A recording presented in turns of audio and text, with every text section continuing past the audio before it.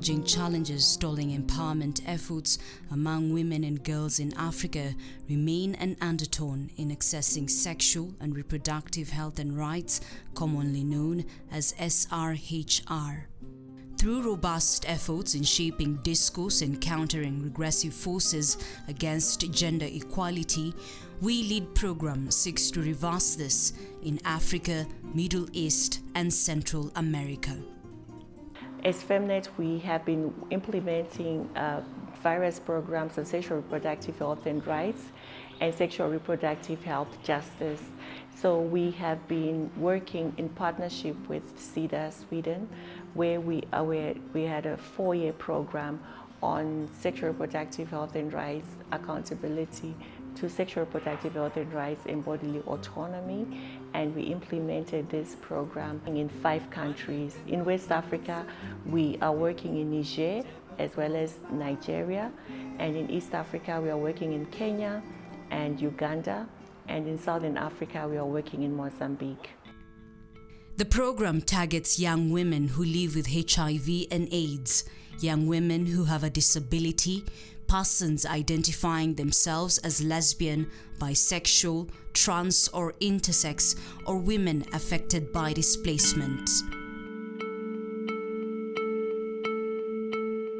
We're currently working at Wassa IDP camp, and in Wassa IDP camp, they have over 5,000 population, and 70% are women and children.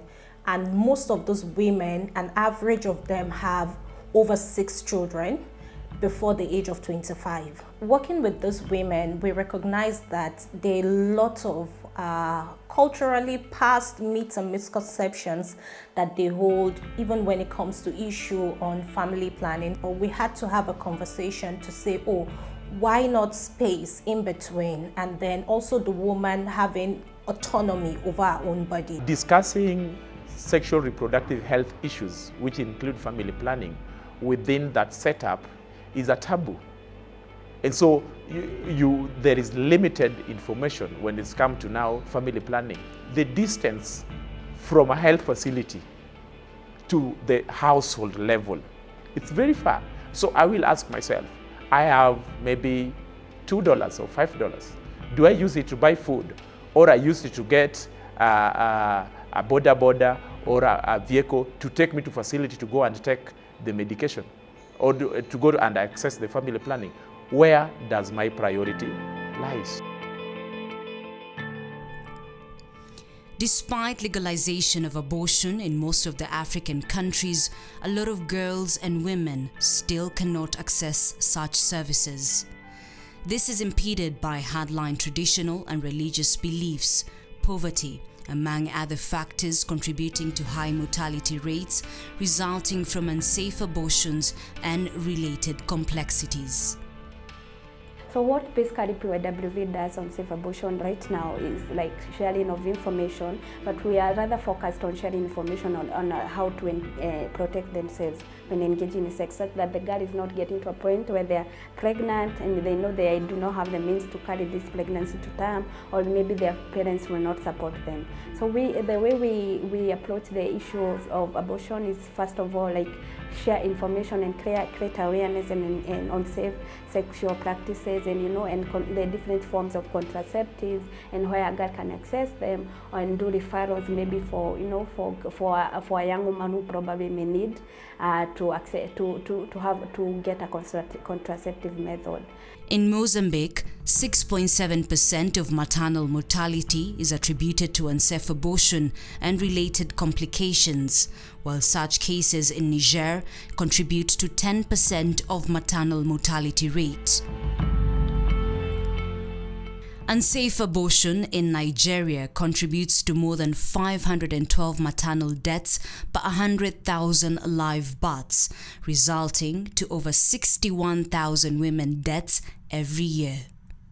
Despite criminalization of female genital mutilation in most African countries, some singled-out communities still practice FGM. Mais je sais que ça a un impact négatif sur la santé de la femme ou de la jeune fille victime de ça.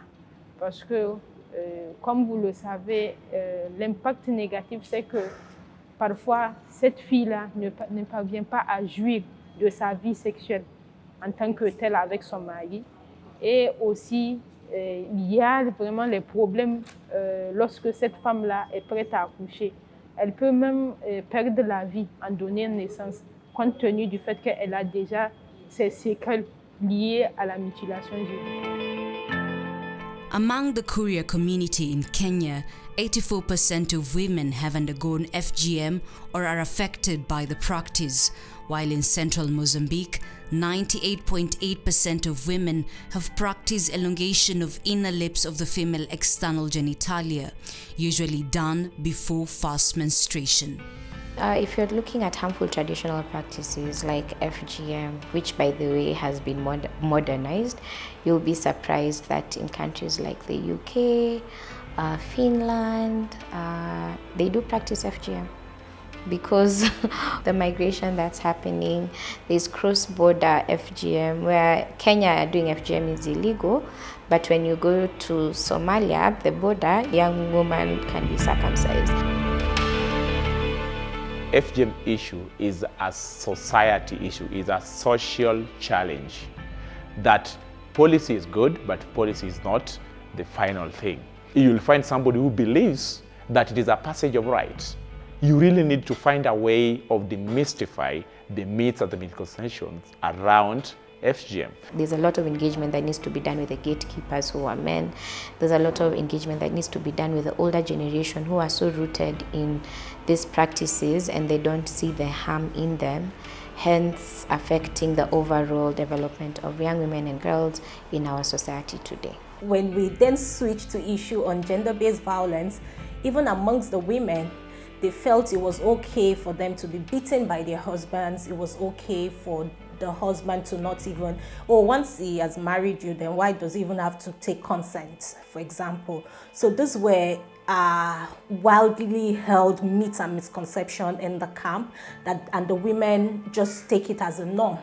Serem violadas, nós somos vítimas de violências sexuais por não podermos nos defender diante a essas causas ou diante dessa pessoa. Então, por ser vítima da violência sexual, eu fico grávida e é claro que eu tenho que abortar porque é uma gravidez precoce, é uma gravidez indesejada. Um caso, esse caso tivemos no ano passado, né? Quase a moça sofreu uma violação sexual, até ela engravidou. Mas foi um desafio porque ela tivemos que integramos a ela e também teve que entrar num psiquiatra para pelo menos estudar a mente dela, porque aquilo ali já perturbava muito. Cases of rape meted on women living with disabilities have also been reported, and in unfortunate instances, such criminal act leaves them infected with HIV and AIDS. A informação que eu tenho é de cerca de 47% das raparigas dos 15 aos 24 anos sofrem violência baseada no gênero. Então, mesmo aqui na instituição, nós temos casos de raparigas, de mulheres jovens que acabaram sofrendo a violência baseada no gênero por conta do HIV. Muitas delas, ao revelar o ser o Estado para o seu parceiro, sofreram vários tipos de violência, como violência econômica, parceiros que deixaram de cuidar dos seus próprios filhos porque a esposa é seropositiva, sofreram violência física, sofreram violência psicológica, vários tipos de violência. In some of the countries that we work in as FemNet, for example, in Uganda, 18% of annual births are adolescent girls. And in Kenya, between January and February 2022, last year, there were reported cases of 45,754 cases of adolescent pregnancies. And out of these, 2,000 of these cases were reported as sexual gender-based violence.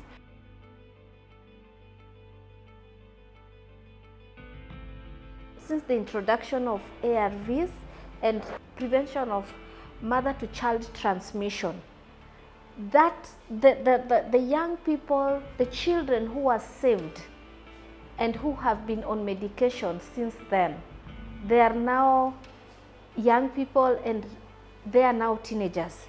And if you look at the numbers for new HIV infections, you'll find that young girls are more affected. And they are the group that we should really care about.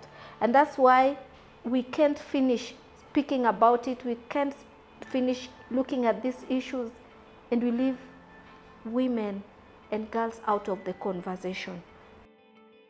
Nós fazemos treinamentos com raparigas vivendo com HIV dos 15 aos 25 anos sobre direitos sexuais e reprodutivos, onde nesses treinamentos nós ensinamos a elas os seus direitos sexuais e reprodutivos, falamos da questão do HIV-Sida, falamos do tratamento antirretroviral.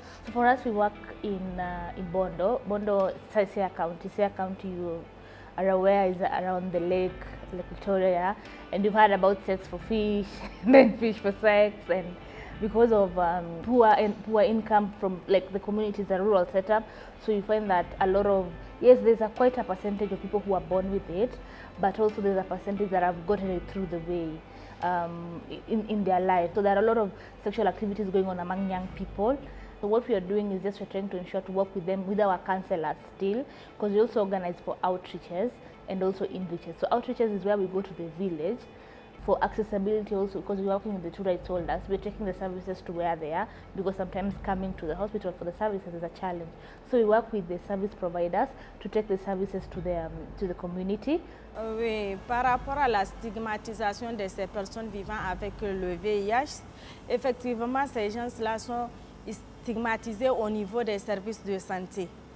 Non seulement il y a l'ignorance pour ces personnes-là, ils ne connaissent pas le circuit de la prise en charge, la confidentialité, elle n'est pas garantie au niveau de ces services de santé. Du coup, il y a une stigmatisation pour ces personnes vivantes. In Nigeria, 2.4% of women with disabilities have HIV and AIDS, as compared to 1.4% of the men with disabilities, demonstrating that women and even those living with disabilities are likely to contract the virus more than men. Avec le VIH, en ce qui concerne les personnes handicapées, là on peut parler d'une double stigmatisation. Non seulement, premièrement, il y a l'handicap qui est une stigmatisation, et il y a la séropositivité encore qui se pose. Quand vous venez au niveau d'une santé pour la prise en charge, une personne vivant avec le VIH, il faut d'abord qu'on soigne les personnes qui n'ont pas de statut positif avant de soigner les autres. O que eu gostaria de acrescentar nesse pequeno depoimento que eu pude ter é agradecer pela oportunidade, e o que eu digo, eu sou uma seropositiva, eu não tenho medo, não tenho vergonha de me expor. Acredito eu que já pude alavancar muitas jovens, já pude ajudar muitas famílias a superar discriminações e estigma nos seus seios familiares. HIV is a virus which it's inside me, which I can manage it by taking drugs. It's not making me disabled. O que me motiva a ficar aqui é o fato de ser um espaço muito seguro, onde eu me sinto muito à vontade. Sendo uma rapariga portadora de HIV, não me sinto diferente das outras pessoas. Living with disability remains double struggle, and worse when in need of medical attention and other SRHR services. Parce que, imaginez si je tombe enceinte. Je dois aller en consultation. Alors qu'il y a plusieurs barrières, plusieurs discriminations, plusieurs marginalisations auxquelles je fais face. My experience, like other deaf women, I can remember when I went to the hospital in 2011 for my health.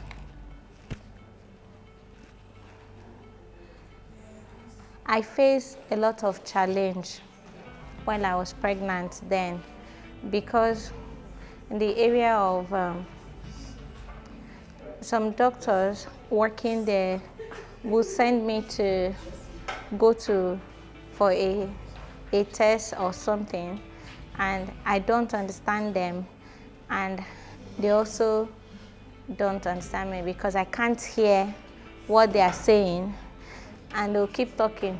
I'll just keep going back and forth around the facility again and again.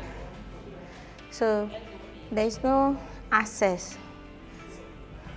At a time, I just had to ignore going to the hospital even while I was pregnant. O nível de conhecimento que pessoas com deficiência têm naquilo que tem a ver com ITS, DTS e doenças contraceptivas é muito baixa. Se for a falar de porcento, diríamos que estamos ainda nos 60%.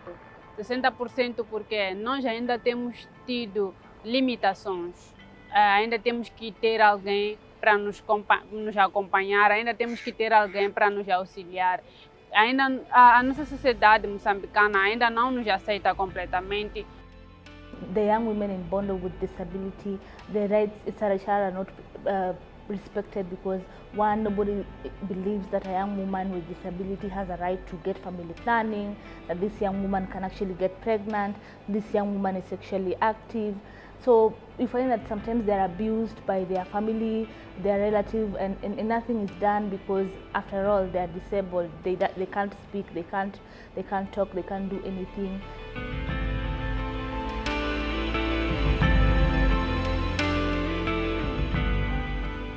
The community of women and girls with disability most of the time don't have access to knowledge, so it has affected them a lot.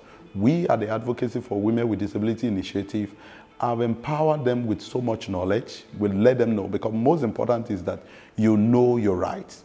If you don't know your sexual and reproductive health rights, you might not, even if you are not being attended to, you might not be able to question the status quo because you think that is who you are, is because of the situation and all of that. We really want to see Nigeria collaborating with Kenya, Mozambique, with Uganda, and having this regional exchange take place, and ensuring that the communities of actions feel empowered enough and feel skilled enough to take on their advocacy efforts, not only at the national level, as they have been doing, but also at the regional and global levels. We are so grateful that the digital world is very broad and anyone can have access to it. Even as we continue with these conversations, we'll be able to invite more people, we'll be able to amplify, tell stories to, beyond even Africa.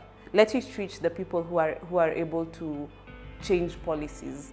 LGBTQI+ and sex work are the emerging fronts in sexual and reproductive health and rights.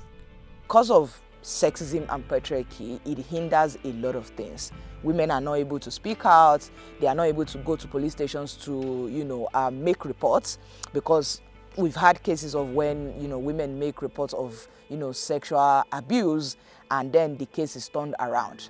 I think the most difficult case I've ever dealt with was a case of a person who had lost his parents. So he was living with his grandmom, and his grandmom got to find out of his sexuality by going through his phone.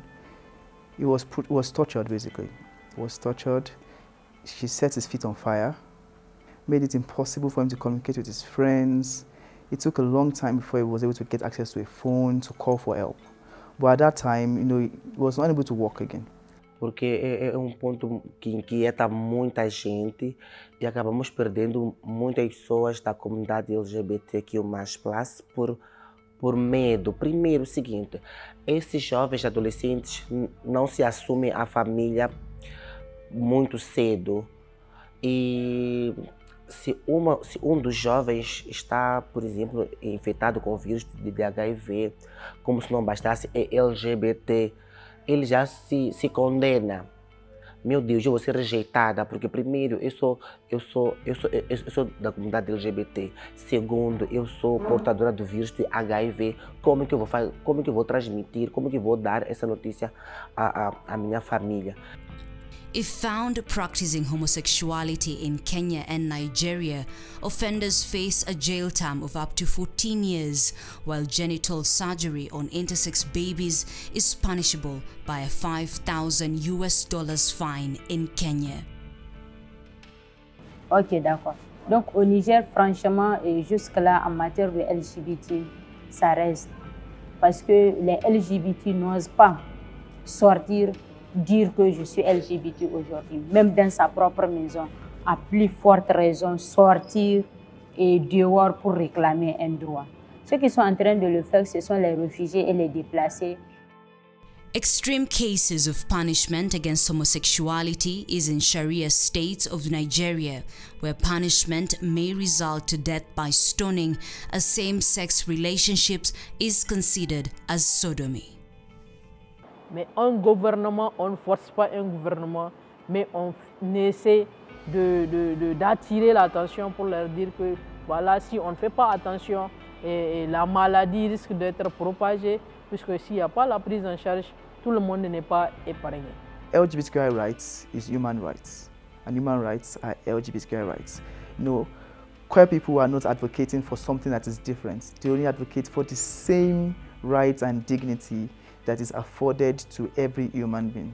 I think on engaging religious leaders, it's also important to know that when the Pope mentioned that being LGBTQIQ+ is not a criminal, I think it sent a very strong message and signal to the religious community who are always pushing for prosecution of LGBTQI+. So we should allow populations in all their diversities to be able to coexist and to also create safe spaces for them to access the services that they deserve within our communities.